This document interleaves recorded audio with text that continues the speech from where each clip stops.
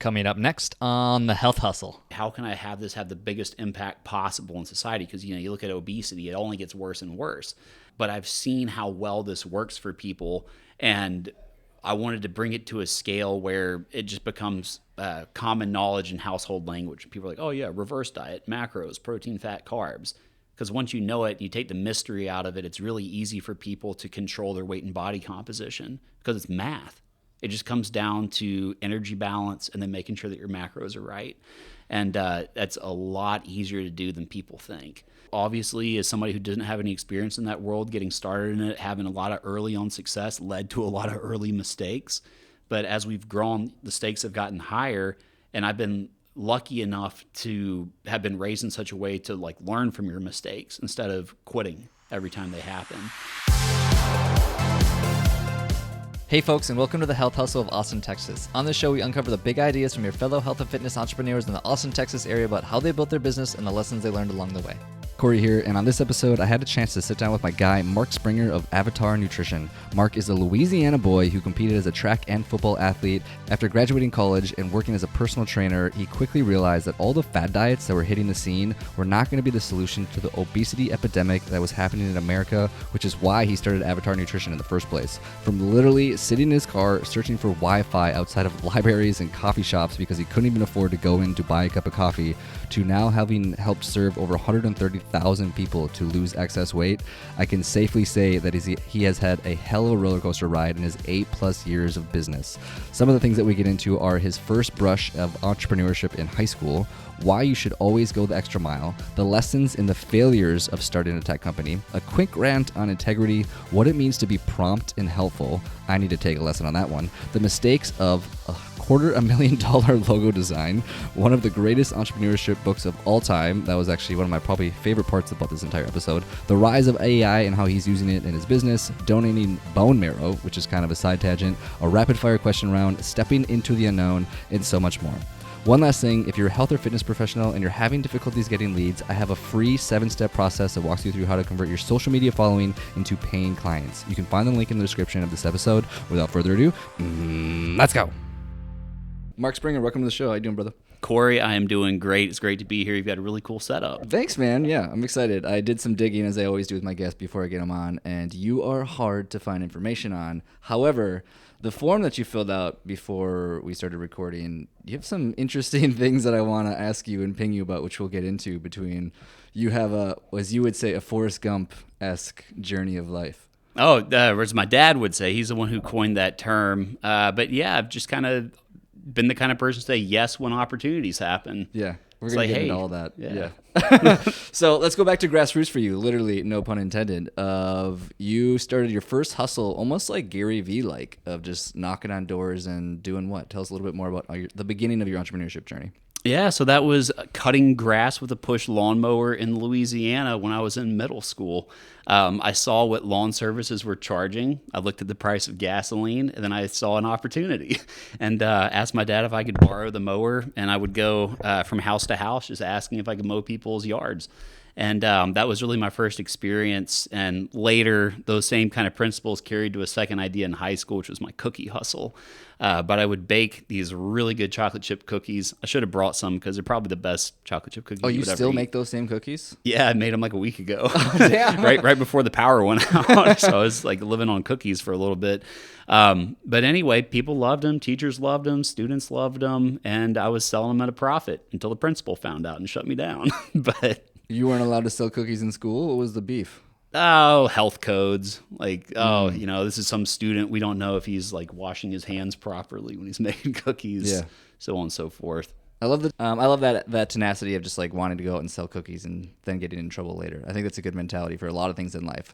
Fast forward a little bit from that then. So you were selling cookies in, what was this, high school, middle school? High school was the cookies. Okay. And then continuing on to college, was there anything in that world where you also tapped into kind of doing your own venture or starting your own thing? Well, ironically, I went into college as a business major, but one of the courses that you had to take, which is the core, is accounting. And I was terrible at it. I couldn't pass accounting to save my life. And so they called it a weed out course. And so anyway, the business school weeded me out as not being up to code for their standards, which is really ironic because a couple of years ago I went back and did a keynote for them. But that being said, yeah, I couldn't do it, like, because I'm more of a big picture idea strategy kind of guy. Like, that's where I shine when it comes to business. The nitty gritty details, like you would see when it's like, oh, hey, these are my debits, these are my credits, and you start looking at how things are positioned with a balance sheet, right? That's what I have my accountants do. You know, you can hire somebody to fill in the gaps in your own talent, right? Like, I run a tech company, but I've never written a line of code in my life. But that's why you just bring the right talent together under a unified vision, and then compensate people accordingly. Did they bring you in the keynote to talk about what you're doing with Avatar? Like, what was the reason for them bringing you back? It was really just like the success that I've had in business and life, and they wanted me to come back to the school because I went to a small school in Louisiana called Northwestern State, and as part of a scholarship that they have called the Extra Mile Scholarship, they wanted me to come speak because a huge part about what I've learned is when you go the extra mile for people, all kinds of different doors open up, some that you didn't even know existed. And yeah, I came back and I did the keynote on that, and then talked to people with like the Natchitoches Chamber of Commerce and like Natchitoches Young Professionals, and Natchitoches is the city that Northwestern State is in. But just as a way to kind of show that, hey, you know, you knew me back when I went to school here. You might have sat next to me in the cafeteria, played football with me, did whatever. And then, you know, I'm a real person who figured this stuff out, right? Even though I might not have been supposed to, but it happened. And so here's what I learned and that I can give back to you to share with you. So if you have a vision or some kind of dream that you want to build or an idea that you want to bring to life, here's some hopefully helpful information to help you get there. Do you have any examples of your own life of when you have gone the extra mile and you've seen it like pay off? Oh, no doubt. I mean, there's countless. So one of the first things would be literal. So we might get a little punny here, but I was a chubby kid, as you can tell from the cookies, right? But there's a point I didn't want to be chubby anymore, and I couldn't even run a mile, right? I couldn't even walk a mile without stopping. My side would stitch up, and it would hurt. I'd be out of breath. It was uncomfortable. I hated it. But I was more uncomfortable in my own skin than I was going out in the summer in the Louisiana heat and sweating and trying to go a little bit further each day. Like, it was just a different neighbor's driveway I was trying to make it to. But over the course of the summer between my sophomore and junior year of high school, I lost a lot of weight. And I was actually at a point where I was running 10, 15 miles a week. And then I decided, hey, you know, I want to try out for the cross-country team. And so I did that. And by the time I graduated, I was running miles in under 5 minutes. 4:58 was about my mile time, or my best. But I was running 5Ks in just over 17 minutes. And that was just coming from having been a fat kid that couldn't even walk a mile. So that's what I saw, is when you consistently apply yourself over a significant time frame and really put in that effort, things change. And so it was just seeing what trying and literally going the extra mile early in life kind of set me off on the path that I'm here now. But to give you another kind of fun example, like, you never know who you're going to be working with as a customer, especially when you work with a lot of customers. And it turns out that we had a lot of WWE wrestlers that were using the app. And so I try to keep a low profile on social media, as you've determined from your research. But I had all these WWE wrestlers start following my personal Instagram. I'm like, what is going on? It's just like a bot thing where they're trying to get people to follow them back. And so I DM'd one of them who goes by Seamus. His real name is Steven, but big Irish guy. And I asked him, I was like, hey, I was like, by any chance, are you using Avatar? Because that's the only logical reason why they would even know who I am. And it turns out he was. And he's like, yeah, dude. He's like, it really helped me get in shape for like being on stage because he's very pale and the lights are very bright. So he really has to be defined not to get washed out on TV. So anyway, he used it, had great success. Other people in the locker room asked him, hey, what have you been doing? He told them about it. And so it just started spreading word of mouth. And so what was a really fun experience, they were touring through Texas and they were going to be at the Toyota Center in Houston. And so anyway, Seamus texts me. He's like, hey, bro, I'm coming through Austin. Do you want to come tour with us? Oh, my God. So I'm like, okay, very Forrest Gump-like. So we ended up meeting in Houston. He got us ringside seats for is one of their big pay-per-view things. I think it was called the Elimination Chamber. I earned a new respect for wrestlers after seeing that firsthand. They were actually waylaying on each other, make it look good for the audience, but mad respect. But anyway, awesome experience. And then we went from Houston to Lake Charles, and Lake Charles to New Orleans, and then New Orleans back to Austin. But yeah, I mean, just having taken care of him as a customer when I just knew him as Steven. Right? It was just, that's a large person that's using the system. Had no idea who they were. But, you take care of people, they take care of you. Yeah, man. I remember Sheamus, actually. That's funny. I watched a little wrestling back in the day, so I remember that guy. So that's awesome. But oh, yeah. And I love the carryover of a lot of what you're talking about between just like health, fitness, wellness, and how that's showing up in other areas of your life. Because I dug pretty far back into some of your stuff, and you were like a stick figure, dude. Like you were thin as rails. Like you went through this journey, correct me if I'm wrong, but it was essentially like stick figure, a little thick. I wouldn't necessarily call you fat, but you're definitely thick, and then now you're definitely in like very good shape and obviously work out. But like it's just funny seeing that journey. Oh yeah, I was 128 pounds when I graduated high school, but I was running by the time I graduated about 70 miles a week. So, I was just another Forrest Gump angle for you, but just running and running and running. I enjoyed it, but I got my fill of cardio in high school. And so I decided, you know what? Because I tried to play football in middle school, but I was terrible. I had knee tendonitis. Everything hurt. I had thick glasses that would fog up under my helmet. And I would try to tackle somebody, but I would just kind of hug them and they'd get away, or I'd fall over. And it was really embarrassing, like not good for my self-perception as a kid. And so anyway, when I saw that I could change how I perform and change my body through running, I was like, well, maybe I can do the same thing with lifting weights and try to give football another shot. And I had so much confidence from what I did with running that it didn't occur to me that it was a potentially bad idea to try to walk onto a D1 football team when you weigh 128 pounds. Yeah, you're going to die. Yeah, and that's kind of what the walk-on coordinator was trying to tell me in a nice way. Unless you're a kicker, then maybe. Yeah, then maybe. But, I was like, well, I don't know I didn't play anything in high school, so I don't know what position I'd even try to be. We'll figure out a spot for me. They're like, well, you can work out with the team in the morning and like the other prospective walk-ons. And so I did that. And then at night I would go to the school gym and I would do workouts from Muscle Mag. So it was like this bodybuilding magazine. So I'd do at the time, Ronnie Coleman was at the tail end of his career and Jay Cutler was really big. So I'd do the Jay Cutler lat workout on top of the football stuff and just crushing food at the cafeteria. And my freshman year, I gained 70 pounds. And so by the time summer came around, the team tryouts, I made the team. And so it was really cool because I had a strength coach named Joe Long who was really like my advocate, and he was a big believer in me, and he saw everything that I did even with no experience, just learning a new game, putting on a ridiculous amount of mass. I mean, it wasn't all muscle. Let's not get ourselves twisted here. No. But it was just I'm a little over 5'10", so I was very underweight at 128. So it was really easy for me. My natural weight probably would be around 180 if I didn't work out. And also if I ate right. But if I just ate like one, I'd probably be 250. Right. But anyway, yeah, so it was pretty easy for me to have those newbie gains and get up to that point. But I fell in love with working out, fell in love with the process, and that kind of opened up the chapters to how I got into this as a career.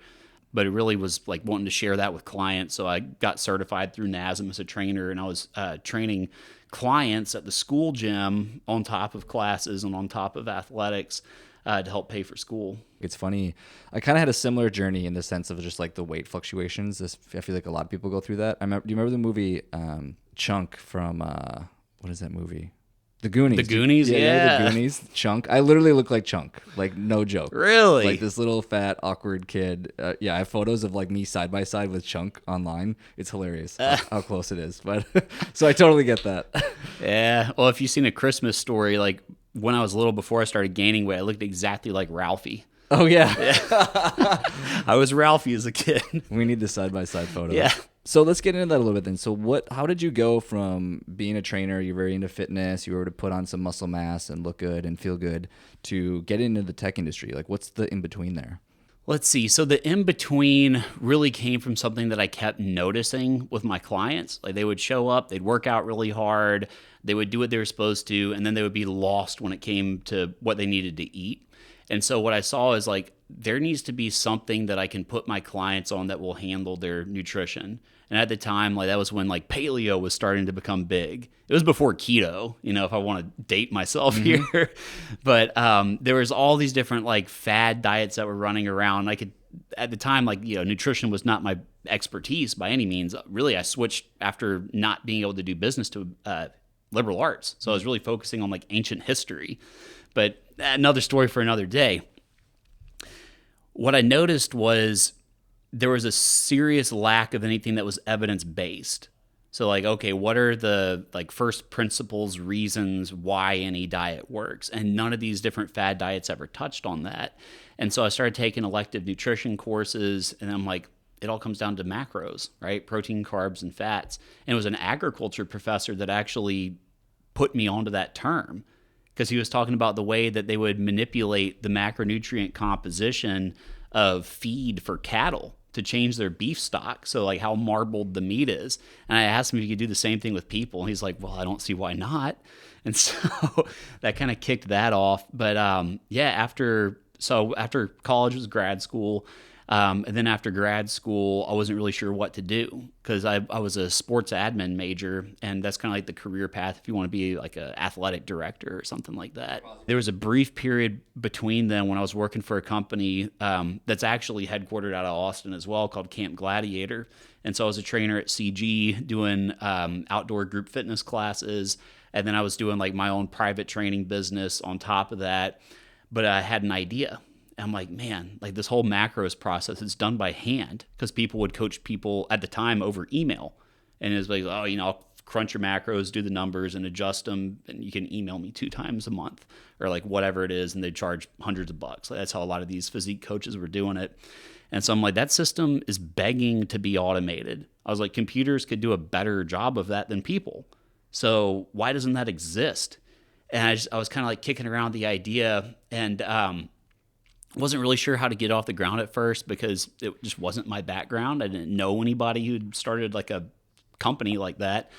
So ironically, and like in hindsight, a lot of this stuff was made up, but it helped kind of give me some momentum getting started. There was a book that was sitting on top of a trash can, because me and my buddy Marcus, like for a side hustle, we would go to bookstores and we'd get their throwaway books, and then we would sell them on eBay, because he just knows a ridiculous amount about books. He's like, oh my gosh, this is a second edition, blah, blah, blah. It's actually worth like $90. Oh, geez. Yeah. So like, but anyway, yeah. So we were like dumpster diving for books, but there was one book that was sitting on top of a trash can where like I recognized it because somebody else had talked about it. It's called Think and Grow Rich.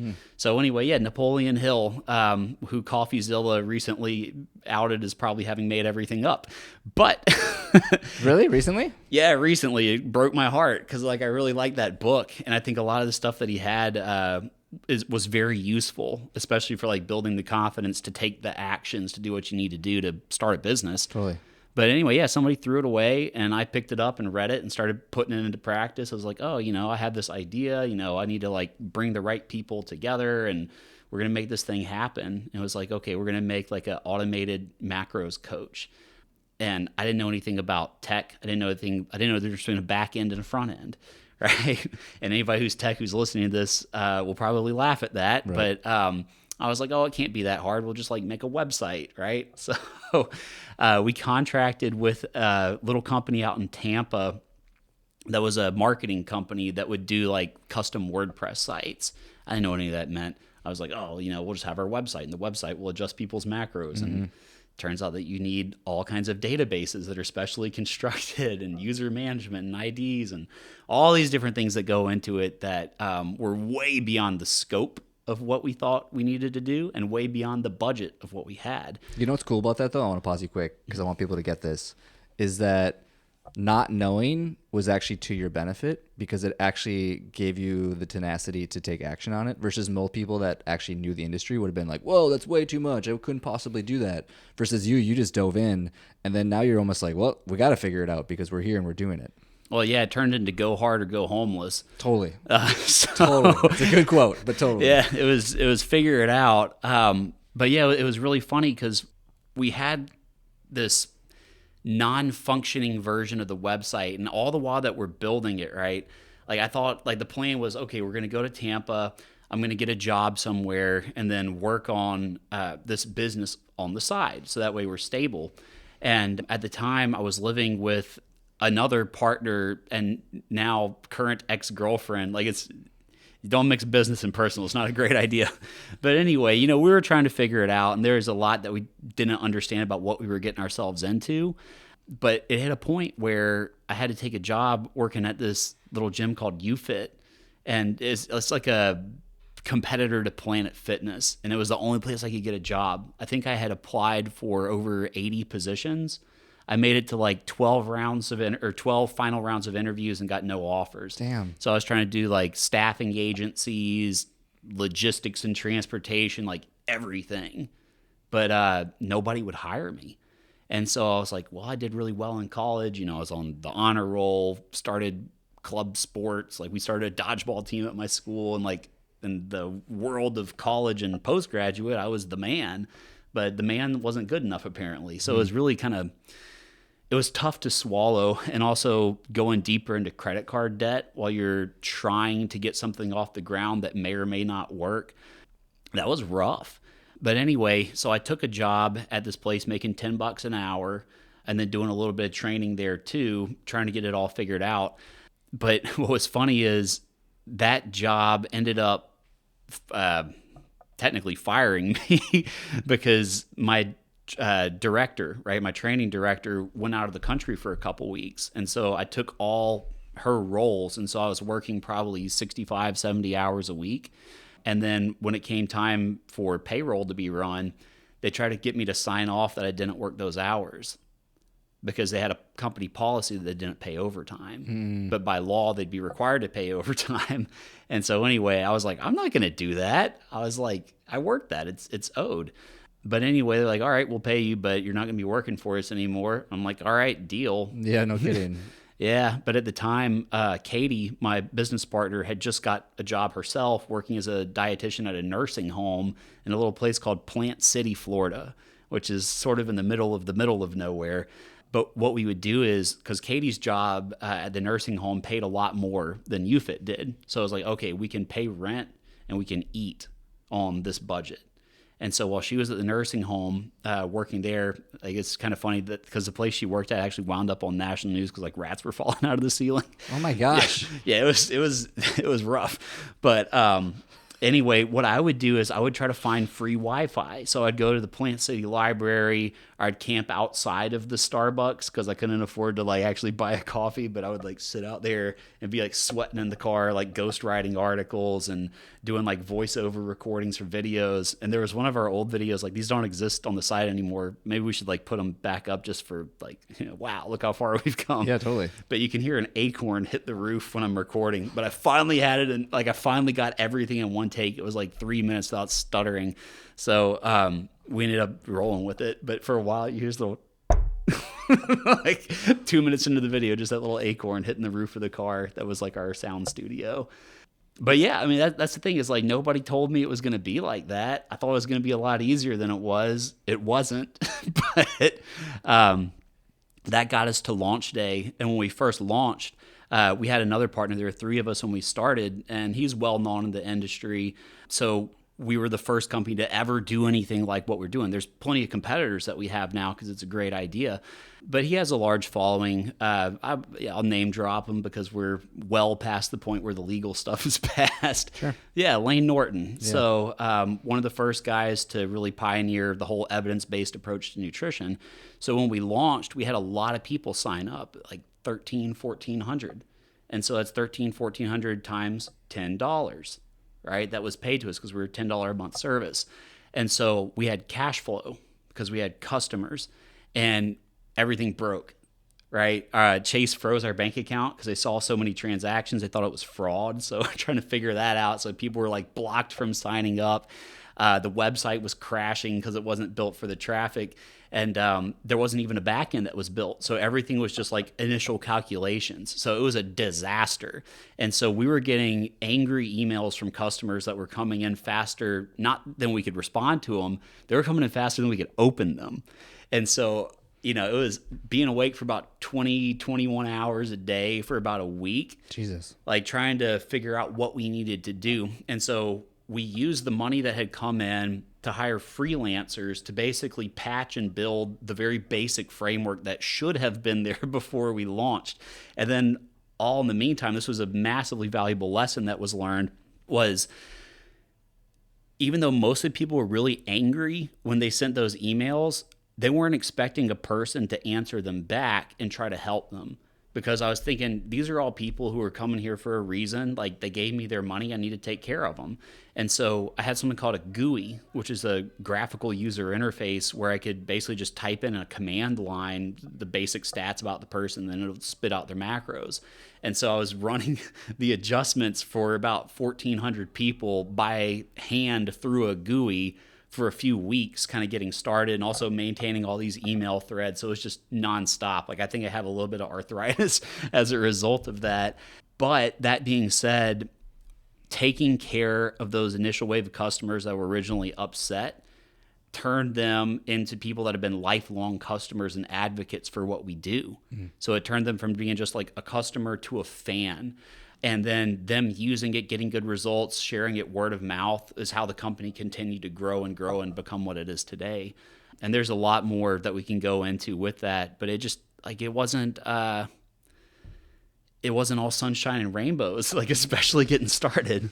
No, not even close. I love the story about you sitting outside of like a library or something or a Starbucks trying to get Wi-Fi. Was there any other odd things that you had to do to try to like make ends meet when you guys were just like basically struggling to pay the bills? Well, let's see. So there was working at the rat-infested nursing home. There was UFIT. So Katie, she's a registered dietitian. We helped her build like her own little personal brand called the Fit Dietitian. And so we used Weebly, which is like a little custom website builder, to make like a landing page for her so she could take on some clients too. So I was like building all the Weebly stuff, and she lacked the confidence to really want to promote that, but she was way overqualified to be doing it. But we did a little bit of that too, so that helped. Dude, that's wild, man. Yeah. Oh, well, yeah, and I sold everything I owned. So there was that. It was a small cat, like sold my Xbox and all the games that were with it. But yeah, that was basically it. Have you always had that kind of personality, though, to just like, because I feel like a lot of people would be put in that circumstance and just quit, right? They would give up. They would walk away. They'd be like, this is way too much. I can't handle it. And just like go get a 9 to 5 and move away from it. Like, what is it about you, would you say, or like, where does that come from for you? I think there was probably a shift when I stopped being overweight, because I would quit things all the time. Like once it was too difficult, or I got negative feedback that hurt my feelings, or so I was like what you would call a snowflake, right? But when I made that decision that I wanted to lose weight and started running, and it worked, like this major change happened in me as a human. And then at that point, I stopped quitting, like just period. Like if I put my mind to something, it's going to happen. And over time, like I learned the value of your word, right? And if you're a man of your word and you put your word on something, that thing is gonna happen come hell or high water. It's like you think about the Declaration of Independence. Every single person who signed that was also signing their death warrant, because you're now a traitor to the crown. So, but them putting their word on that, and because they were men of their word, they were ready to die for what they believed in. So same thing goes, even simple things like, let's say, coming to do this podcast, I could have said, oh, well, we're going through this big security review. I just got an email, so I really need to focus. I told you I was going to be here, so I'm here. Right. And then I'll handle everything else afterwards. But same thing. Like if I say, I'll go, hey, let's go grab coffee sometime. Like how many people say, let's go grab coffee? It just never happens. A lot. And those people, you look at other areas of their life, maybe things aren't working right. It's because they lack that integrity of their word. But like if I say coffee, I'm gonna chase you down and put a latte in you. I was just with a couple of buddies of mine last weekend, 2 really good friends of mine. Shout out to Chris Bates and Connor Meekins. But that was one of the things that we talked about of like the value of integrity. We were just talking about like what are the things about like our certain characters that we just value a lot, and I hold that probably at the tippy top of like everything. I would say integrity. So I honestly appreciate that you're on that same wavelength. Oh, no doubt. And then like look for integrity in people that you work with, because we've had plenty of vendors and other people that we've worked with throughout the years where you work with low integrity people, it's no good. You know, you wind up getting burned one way or another, and they may not even intend it, but it's just like a predictable outcome of that kind of way of living. Yeah. And then, excuse me, you work with people who are high integrity, it's like a breath of fresh air, because you know they're going to do everything that they can do to make that interaction successful, and they know you're going to do everything on your end to do that. And so it really is like a collaborative synergy that can take place in those types of relationships. I want to circle back to what you were talking about, how you learned just the value of the relationship with your clients when you were basically sending them all personal messages about their macros and everything like that. What do you think maybe other people could learn or take away from that? Because I think that's, especially now today, I mean, because that was back in what, 14, 15? Yeah, like 2000, it was November of 2015 was when we launched. So now today, and you correct me if I'm wrong, but I feel like that's probably even more so important now than ever before, of just like really having that personal relationship. And you have, I know, what, like 100,000+ people using this application now? Yeah, we've had over 250,000 individual customers since we started. So that's incredible. So how does somebody, like, what could we take away from that from like a personal standpoint of even at that scale? And like, keep in mind too, a lot of other people listening to the show are like probably a lot less than that, right? Like they're probably more or less gym owners or chiros or doctors or trainers or whatever. So they have maybe a decent amount of people, and like, so they understand it. But like for that many people, like how do you manage something like that? Well, you never compromise quality. And so you make sure that no matter how many direct messages are pinging you or how many live chats are coming through, how many support tickets are being generated, that you're always prompt and helpful. And that's it. It's just respond. Like, take a look at that person's situation, because like we can see everything that people are doing on the back end. We know exactly what people are going to need help with. And then just opening the door to conversation, because it's not like, hey, you know, let's resolve your ticket and then like boost up our net promoter score. It's like, there's more to it than just your net promoter score. Like there's a person on the other end of that interaction. And when you treat them as such, and you can scale that up within your support structures at your own organization, it just continues to grow and prosper, because we are terrible at marketing. It's something that we've never figured out. I'm actually, as a sidebar, but there's something I'm going to look at with a company that we contract some of our development work for, where they're doing something with sales and marketing. So I'm going to hear them out because I have a good relationship. They're high integrity.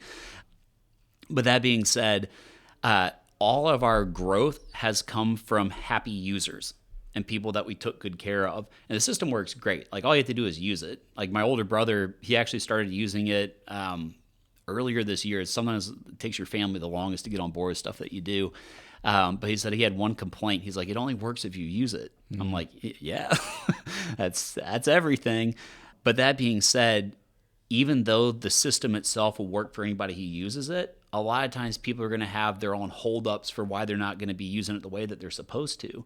Maybe they track 5 days a week and then blow it on the weekend, and it becomes like a pattern of behavior. It's not a problem with the system. It's something else that's going on. And so when you have somebody really dig into that person's situation and try to figure out, okay, what's causing this behavior? How can we strategize to get you around it? Like maybe we just go ahead and pre-allocate higher macros for the weekend for you. So that way you're not having to think, oh, I got to restrict when I want to have a little bit more. So there's just a million different things that you can do to help out. But you have to be open to dialogue in order to make it happen. Yeah, prompt and helpful. I like the way that you said that a lot. I would say just personally, that's something I struggle with. Not the helpful standpoint, but more the prompt standpoint. I can be kind of a stickler about like my time and my space and time blocking and all those things, to the point where I'm probably not being as prompt as I could be with a lot of my clients and customers. And to your point about marketing, as somebody, I do marketing for a living. That's what I do, and I love it. It's my whole world. It's great for me. But I also more or less recently learned too, just to play devil's advocate, about the concept of like when you provide a really good product or service, which you guys are doing, and you take the time to actually create a really good product and service, that you don't really need to do that much marketing at the end of the day. Yeah, that's what we discovered. Because I mean, the amount of money that I've lit on fire over the years is terrifying. And it'll, like, if we talk about a little bit of like just some basic advice and lessons for people who are getting into this world, the things that they look at, remind me I said that, and we'll dive deeper into it. But yeah, I mean, I'll just give you an example. We had this thing called the Google Advantage program, right? So somebody with the @google.com email address reaches out to you. You're like, oh, wow, the gods on high have extended their little hands down to lift us up to, tech heaven. But anyway, it turns out in hindsight that the Google Advantage program was contractors that Google would hire and give email addresses, and it was to get people to spend a lot of money on banner ads. And then the people who was like your account manager were getting kickbacks from it. And so anyway, we spent like almost 6 figures on banner ads and had 2 conversions from it. Oh, so ouch. Yeah, the ROI was not exactly awesome there, and they both wanted refunds too because they thought we were a keto app. Oh my gosh. Yeah, so it's like that kind of thing can happen, but you don't know until you know when it comes to a lot of lessons like that. So don't just assume that because somebody looks like they're affiliated with an organization like that they really are. And you got to understand and quickly respond to like, okay, what is promised is not what I'm seeing. And yeah, there might be a dozen different reasons why that is. Like, oh, well, you see, part of the strategy with brand exposure is people need to see you 50 times, like whatever, right. Things like that. Right. Maybe there's something to that science, but that's not the right approach for a company that's bootstrapped. If you have $100 million in seed funding, okay, maybe you can have billboards on the road and just like spam people with your brand so it's constantly in their head. But again, like it was just one of those expensive lessons learned, but not even close to the most expensive. So what's the most expensive? Oh, goodness.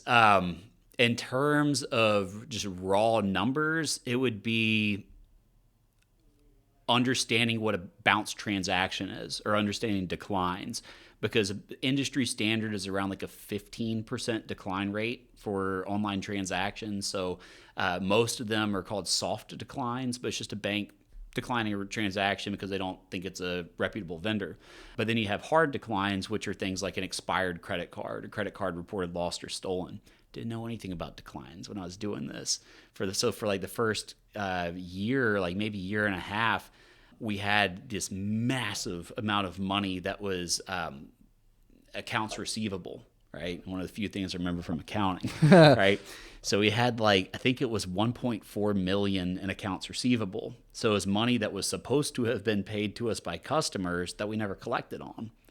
And so, yeah, good luck getting that when it's $10 a transaction. So was it like we didn't prioritize the time to try to get that back or try to create flows, right? Like let's say a card declines.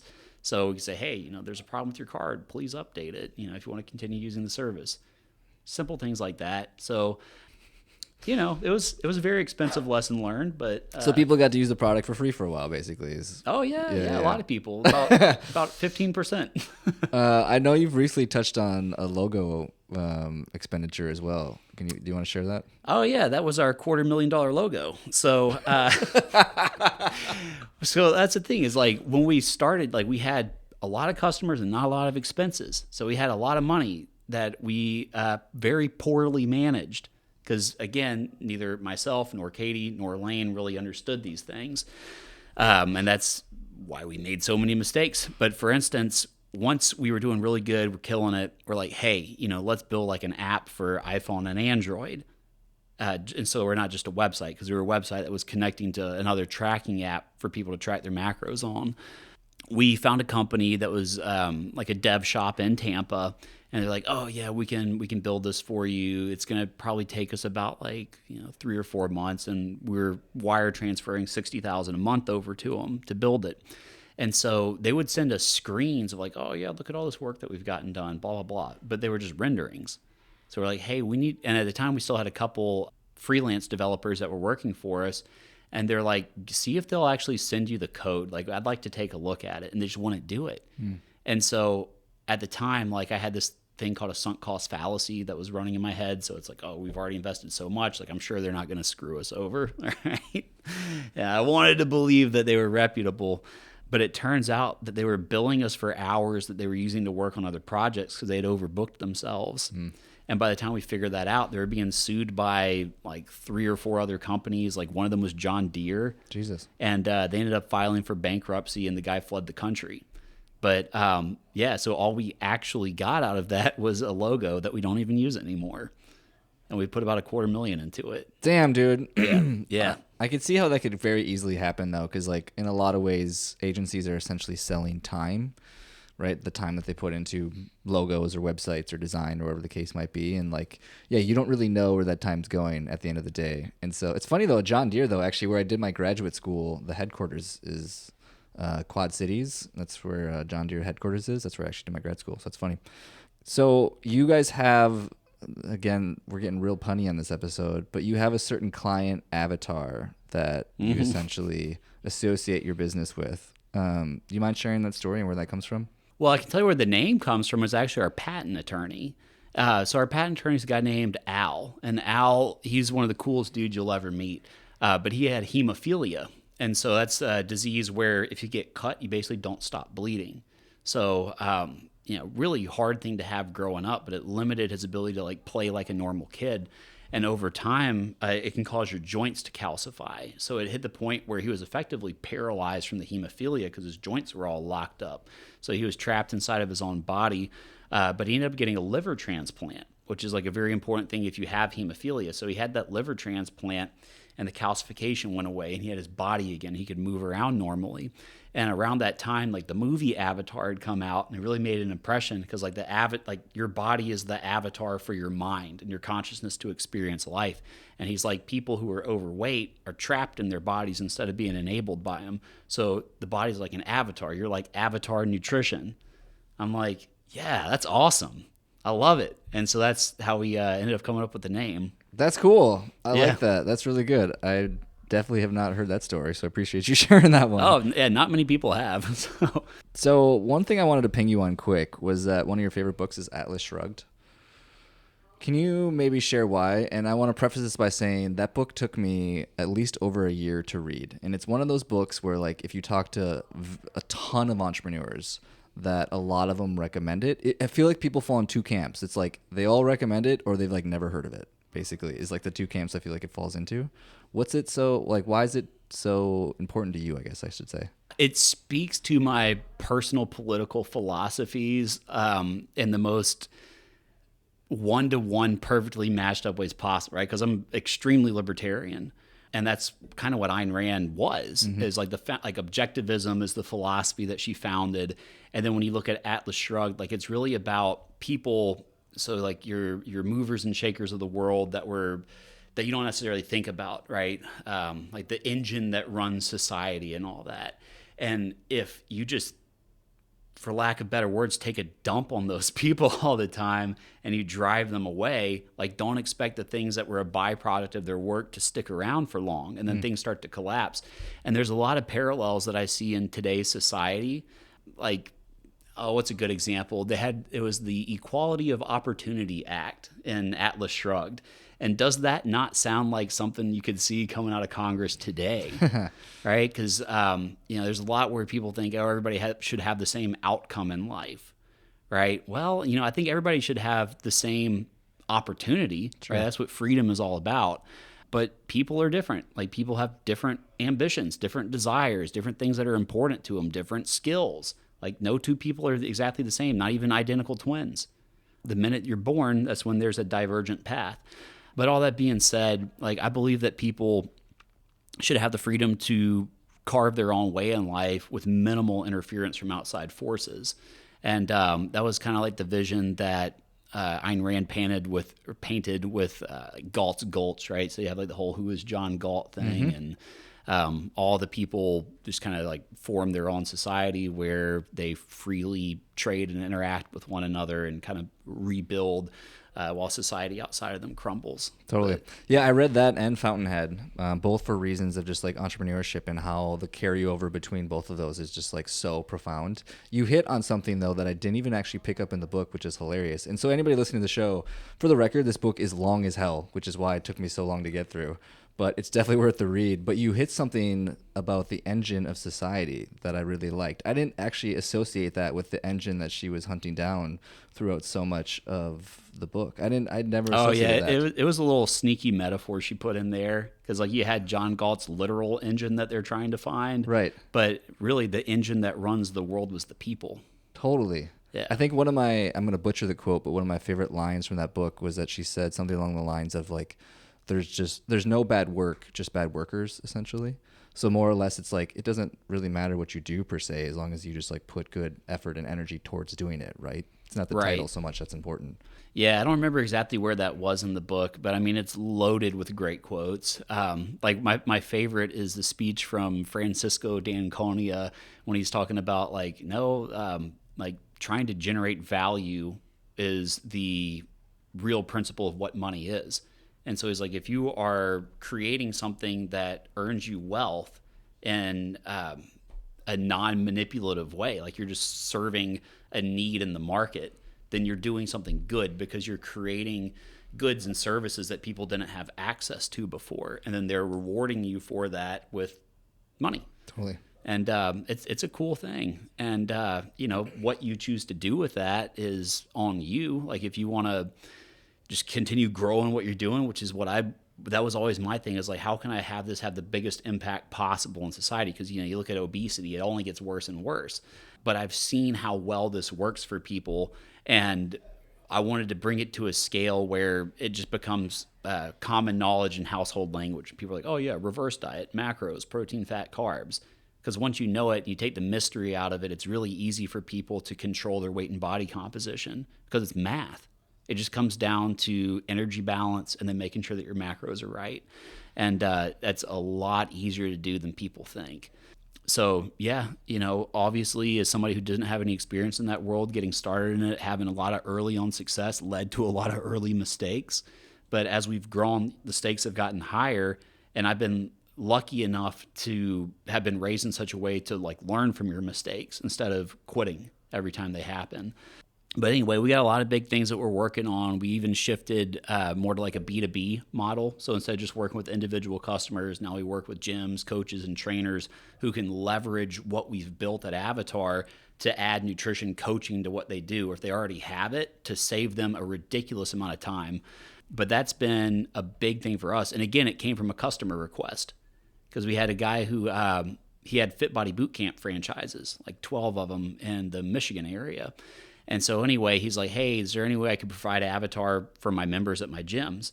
And I'm like, well, that sounds like a good opportunity. And then once I started to learn more about how margins worked, it was a real no-brainer to take that approach. And that was right around the time that I was going through a course called Know Your Numbers. A friend of mine, Tim Francis here, was basically doing like entrepreneurial accounting courses. And I took that with them, and that was one of the things that I learned. But I'm like, oh my goodness, you know, if you are charging a gym for like 200 seats at $5 a pop, you know, it's $1,000 transaction. So that transaction bounces. It actually makes sense to chase them down. And so you have a 0% effective decline rate on these groups. And you also save a lot on processing fees because your standard processor is going to charge like 3% plus 30 cents on each transaction. So you're saving 30 cents x 200 transactions or 500 transactions or whatever. And that adds up. So you make your margins a lot better. You have some big goals in mind and a big impact moving forward. Is there anything else that we missed maybe in terms of just like the future of Avatar Nutrition that you want to bring up? Well, really the main future of Avatar Nutrition is I want us to play a measurable role in reversing the obesity epidemic. So we've helped people lose a little over 3 million pounds since we started, which at the time I did the last calculation was like 1/7,000th of what we would need to do because it's just that bad. Damn. And I want to say like the average weight gain for people in 2020 was close to 20 pounds. And that was already on top of the highest obesity rate ever reported. Yeah, aren't we at like 70% or something crazy like that? Yeah, it's overweight. Like there was 42% obesity, like clinically obese in 2019. So I wouldn't be surprised if when the new numbers come out, that it's closer to 50%. And that's that's obesity. That's obese. Which is different than overweight. Right. Correct. Okay. Yeah. So, I mean, it's pretty wild, like how bad it's gotten. But, I mean, there's a lot of cool things that we're working on. Like, obviously, you can consider the rise of AI. So we're incorporating AI into different areas of Avatar. One of them is actually really cool. We're working on, like, photo body fat recognition. So people can just take a picture of themselves, and it'll tell you what your body fat is. Oh, sweet. Yeah. I mean, that one's, it's not working very well right now, but it's it's under Take development. time. Yeah. And then like a tell me what to eat button. That one's going to be really cool. And then there's also some things that we're going to do with actual like food fulfillment. So we're working to a point where it's like, just eat the food we give you and you'll get really good results. I had a great conversation with another buddy of mine who just loves to get deep into philosophy with me, and I know you have some love for philosophy as well. And one of the things that we were kind of getting into was like, I was almost fearful of like how much AI is taking away of just like thinking in general. Like, to your point of what should I eat button, that eliminates any need to think at all, which in a lot of ways is good. And his pushback, and I'd be curious as your thought on it, is his pushback was basically like, it's taking away one might consider low-level thinking to allow more space for high-level thinking. Right. So you don't want to outsource your creativity. Right. And that's one of the things that especially language model AIs can't do, is create new thoughts. All they can do is try to hash together logical sentence structures from the data that was put into them, the training data. It's the same thing. Like, we can upload photos, right, and say, okay, based on the structure and outline of this image, this person's height, weight, this is what a body fat would be for that. And you can start to understand trends and recognize shapes and put it to the right body fat. That's how you train that kind of data. But when it's like, oh, write me, an email that I would send to a potential business contact about, X, Y, Z, and it'll spit something out. Maybe you could do that. But the thing is, do you think you could do better? And if you could do better, then go for it. But because I think about a lot of this stuff too. Do you know what a Luddite is? Have you ever heard that term? I know the term, but I don't know what it is. So it goes back to Industrial Revolution in London. And so at the time, weaving, like you had weavers. Like weavers, it was a very common profession. So you would make wool into socks and hats and just whatever else. But then you started to have these mechanical looms come along. And once you had the mechanical looms come along, you could have one person operating it effectively, like replace the jobs of 100 weavers. And so all these weavers, like, you're going to put us a lot of work. And so there was like actually the revolution, like buildings were lit on fire, people died. But what was crazy is the Luddites are the people who were fighting against the machine. But it turns out that the amount of finished goods that came from wool products as a result of these machines boosted up the British economy so much that it created new jobs that these people could get into, and their lives improved because there was more goods and services total. And so I'm always thinking, it's like, oh, am I being a Luddite when it comes to AI? I'm like, you know what? It has a lot of things where it can be applied in a way that saves so much time for people that can then be used for other pursuits. Totally. Or it could turn into Skynet and kill us all. I don't know. No, I'm with you though. Like, I'm a total optimist at heart. So it's funny. Like, even when I was having that conversation with my buddy as well, I was like, God forbid that AI takes away all the jobs that nobody wants to freaking do anyways. Like, everyone's complaining about it. Like, it's taking away my job. It's like, you complain about your job anyways. What are you talking about? Like, it's doing you a favor. So like, I'm a total optimist anyways. So I just think it's great. Yeah. I think it will have as big of an impact on society as the internet did. Yeah, no question. And most people are still... I think it already is. Oh, yeah. Like even from an agency standpoint, like the amount of work it's cut down on for me alone through the agency is bonkers. Like how much I can get down as a solo person now, which would take teams in often cases of like copy and design and creative logo designs. And like the amount of AIs doing that for me now, it's bonkers. Yeah. But that's going to allow you to really spread out your wings. Totally. So it's freed up the space for like what I was kind of saying earlier, is more higher level thinking, more creative thinking. So I totally get it. So I could take all your time, man. You were a fascinating guy. Before I have a round of rapid fire questions, but before I get into it, there's one thing I have to ping you on about. You donated bone marrow. What is this about? Oh yeah. Yeah. So This actually ties back to when I was in college. There was a blood drive that came through our school. And so the football team all went and donated blood. And when they were doing that, they were also doing cheek swabs. And they were like, hey, do you want to be in like the national donor registry? Like, I didn't know what that was. I'm like, okay, whatever. We got out of practice that day. It was fun. Sure. Sure. So anyway, swab my cheek, put in a tube, and forget about it. And then this would have been 2016. So that was like, like 8 years after I would have done the swab, maybe 7 or 8 years, something like that. I kept getting these calls, and it was like the national registry. And I'm like, registry? I just kept thinking one of my friends must be getting married, but I'm broke and like I can't afford it. So I just kept ignoring it. And they just kept calling. They're so persistent. And so finally I picked up. And they're like, oh, thank God you picked up. They're like, we're with the National Bone Marrow Donor Registry, and you matched someone.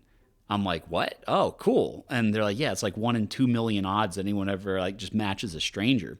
And so for people who have leukemia, one of the things that one of the life-saving treatments is they'll nuke all of your existing bone marrow with radiation and then put in the marrow of a donor who's perfectly matched to your blood type and all those other different genetic components that make a person unique, or mostly unique, I guess.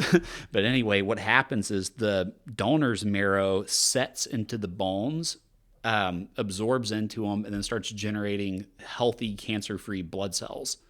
And so, like, it's one of the coolest things ever when it comes to like a medical procedure. But anyway, yeah, I matched with somebody and went to Cook Children's Hospital in Fort Worth, Texas, and went through the procedure. And there's the way that I did it was the old-fashioned way, where they actually drill into your hips and take the marrow out. Ugh. It wasn't that bad. I mean, like the soreness afterwards is like a hard workout, like a hard leg day. No biggie. But for a lot of people, you can take medication. So you'll take this medication and it causes your bone marrow to go into your bloodstream. And then they hook you up like you're donating plasma or something like that.